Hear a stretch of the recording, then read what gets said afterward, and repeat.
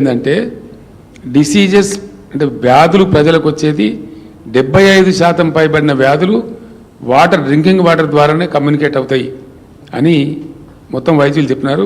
WHO కూడా తేల్చింది.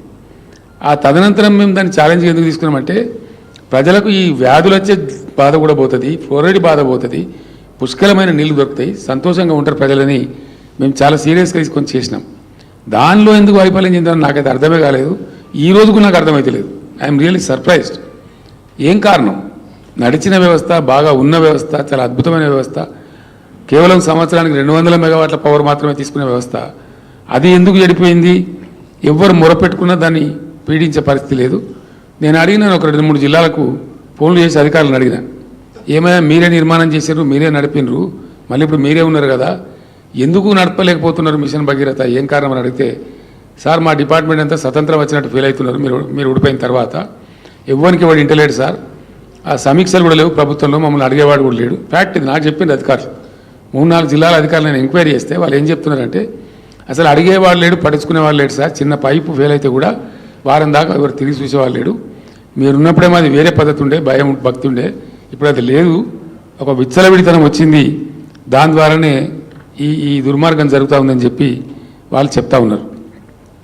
అట్లా మరి పేదల బాధనే, పెద్దల బాధనే, కమర్షియల్ వాళ్ళ బాధనే, ఈ శుద్ధమైన జలాలు అందక 4-5 నెలల స్వల్పకాలంలో మళ్ళా ప్రజలు బోర్ల నీళ్లు, ఉప్పు నీళ్ళు తాగే పరిస్థితి తెచ్చిపెట్టింది ప్రభుత్వం. ఆ ఉప్పు నీళ్లు తాగే ప్రజల ఆగ్రహాన్ని కూడా ఇప్పుడు పార్లమెంట్ ఎన్నికలలో డెఫినెట్గా వీళ్ళు చూడబోతూ ఉన్నారు. అందువల్ల అతిసారతో గిరిజలు తెచ్చుకునే బాధలు పోయినుండే, అన్ని బాధలు పోయినుండే. దాని తర్వాత మీరందరూ చూసినది నేను డబ్బా కొట్టుకోవడం కాదు, కేంద్ర ప్రభుత్వం జలశక్తి మంత్రి స్వయంగా పార్లమెంటు వేదికగా ప్రకటించినాడు. 100% ట్యాప్ కనెక్షన్స్ ఇచ్చి పోర్టబుల్ డ్రింకింగ్ వాటర్ సప్లై చేస్తున్న ఏకైక రాష్ట్రం ఇండియాలో తెలంగాణ అని కేంద్ర ప్రభుత్వం మాకు సర్టిఫికేట్ ఇచ్చింది. ఆ సర్టిఫికేటు పార్లమెంట్ సాక్షిగా పార్లమెంటులో ఆ మంత్రి స్వయంగా చెప్పినాడు. మరి అటువంటి మంచి ఉన్నటువంటి రాష్ట్రం ఇంత బాధకు ఎందుకు వచ్చింది? ఇలా మహిళలు అయితే తిడుతున్నారు రాష్ట్ర ప్రభుత్వాన్ని.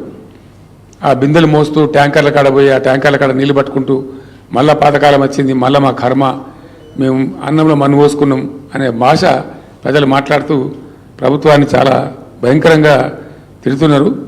ఇవి చిన్నగానే కనిపిస్తాయి, చిన్న అంశాలు అనిపిస్తాయి, చిల్లర రాజకీయాలకు చిన్నగా అనిపిస్తాయి, కానీ ప్రజలు కేంద్ర బిందువుగా ఆలోచించే వాళ్ళకు పెద్దగా అనిపిస్తాయి. ఇవి క్షమార్హమైన నేరాలు కావు, ప్రజలు క్షమించలేరు, ప్రజల ఆగ్రహం ఖచ్చితంగా వీళ్ళు చవిచూడబోతారు. దాని తర్వాత ఇంకోటి మూడవది, మేము ఒక పాలసీ తీసుకున్నాం.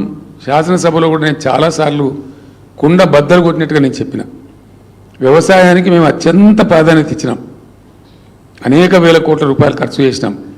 కారణం ఏంటంటే వ్యవసాయ స్థిరీకరణ జరగాలి, తెలంగాణలో రైతు నిలబడి ఉండాలి, రైతుని ఎట్టి పరిస్థితుల్లో మళ్ళీ అధైర్యానికి అవిశ్వాసానికి గురి చేయొద్దు అని రైతు వెంబడి మేము ఉన్నాం, బాగా నిలబడ్డాం. 5-6 పనులు మీకు తెలుసు. ఎక్కడ దేశంలో ఎవరు కూడా వాళ్ళ నోట్ల నుంచి కూడా పలకనటువంటి, ఎప్పుడు కానీ ఎరగనటువంటి పెట్టుబడి సహాయాన్ని రైతు బంధు రూపంలో తెచ్చినాం. దాన్ని పటిష్టంగా అమలు చేసినాం. 24 గంటల పాటు వ్యవసాయానికి విద్యుత్ శక్తి ఇచ్చినాం. దాంతో బ్రహ్మాండంగా సంతోషంగా పంటలు పండించుకున్నారు. ఇంట్లో పండుకొని మంచిగా పొద్దున పోయి పెట్టుకునేది, మోటార్లు నడించ పండుకొని మంచిగా పొద్దున్న లేచి చాలా కాన్ఫిడెన్స్తో పోయేది. అట్లాంటిది ఒక్కటేసారి తారుమారు అయిపోయింది.